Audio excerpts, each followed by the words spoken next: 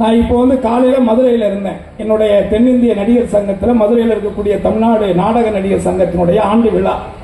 அந்த விழாவில் போய் கலந்துக்கிட்டு நேற்று நைட்டு கள்ளக்குறிச்சியில் ஷூட்டிங், விஜய் ஆண்டனி கூட ஷூட்டிங்.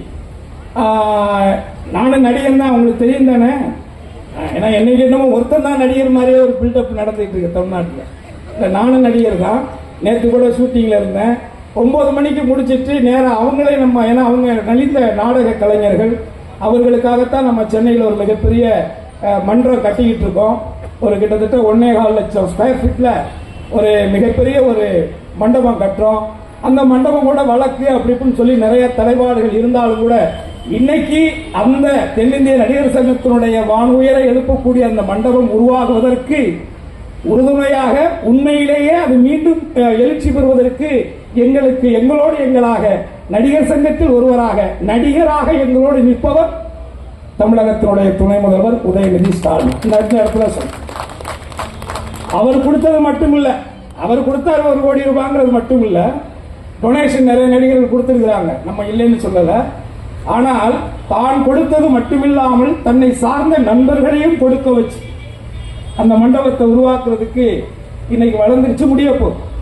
அந்த விதத்தில் ஒரு மிகச்சிறந்த ஒரு மனிதர், எனது அண்ணன், உங்களுடைய சட்டமன்ற உறுப்பினர் சுதர்சனம் அவர்கள்.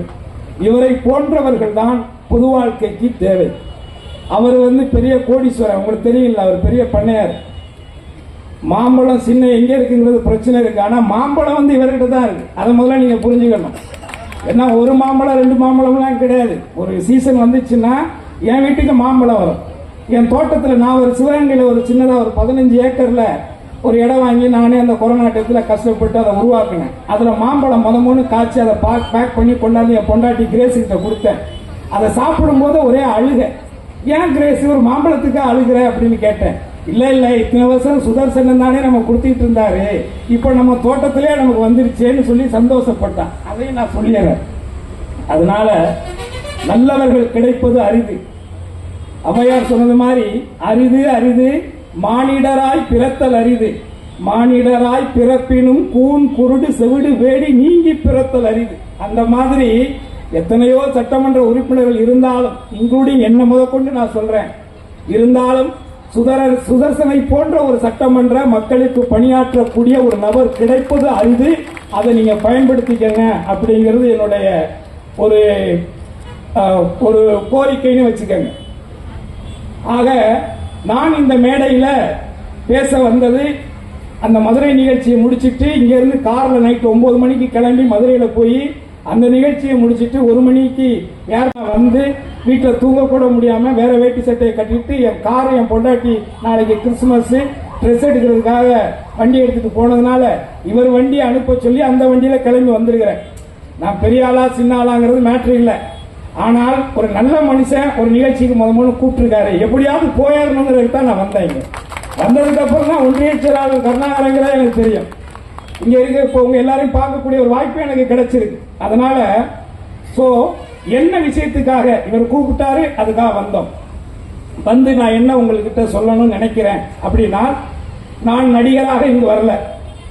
நடிகராக வச்சுக்கிட்டாலும் கூட இந்த நடிகர், நான் ஒரு மேடை பாடகனாக இருந்து, ஒரு கிராமிய பாடகராக இருந்து, அதுக்கப்புறம் ஒரு கானா பாடகராக உருவாகி, அதுக்கப்புறம் முதல் தமிழ் பாப் இசை கலைஞனாக உருவாகி, அதுக்கப்புறம் லொடுக்கு பாண்டிங்கிற படத்துல, நந்தா படத்துல லொடுக்கு பாண்டியாக உருவாகி, இன்னைக்கு திண்டுக்கல் சாரதியில வசந்தியோட புருஷனாக அறிமுகமாகி, ஏன்னா இப்படி பல முகங்கள் எடுத்து அந்த திண்டுக்கல் சாரதிங்கிற ஒரு படத்துல நடிச்சதன் மூலமாக, பல முறை சன் டிவியில் அதை போட்டதன் மூலமாக மக்கள் ஒவ்வொரு வீட்டுக்குள்ளையும் உள்ள போய் திருவாடனையில கிட்டத்தட்ட 52 இருந்து 2016 வரைக்கும் அங்க ஏடிஎம்கே ஜெயிச்சதே இல்லை. அந்த இடத்துல முறையை ஜெயிச்ச ஒரே ஆளு நான் தான் வச்சுக்கோங்க.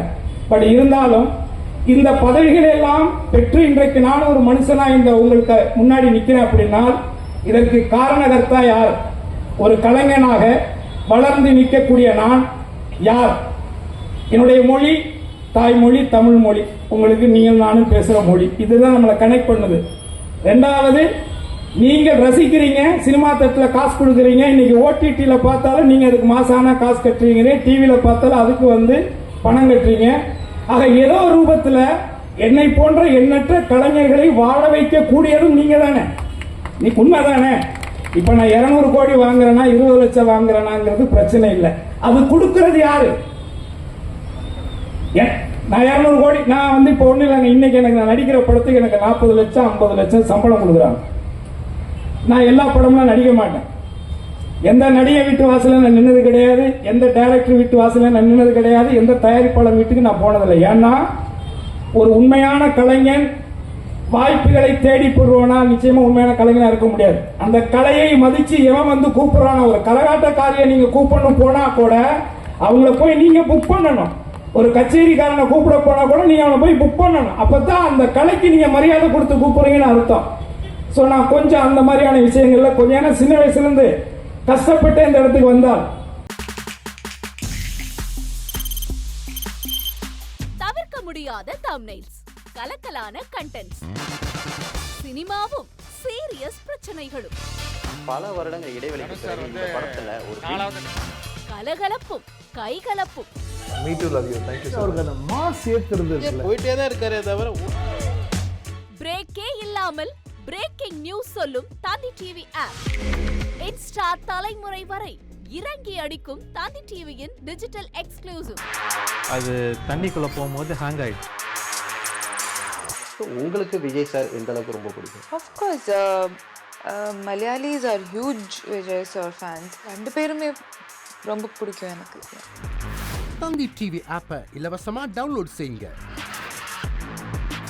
ஃபாலோ பண்ணுங்க, சப்ஸ்கிரைப் பண்ணுங்க, என்ஜாய் பண்ணுங்க.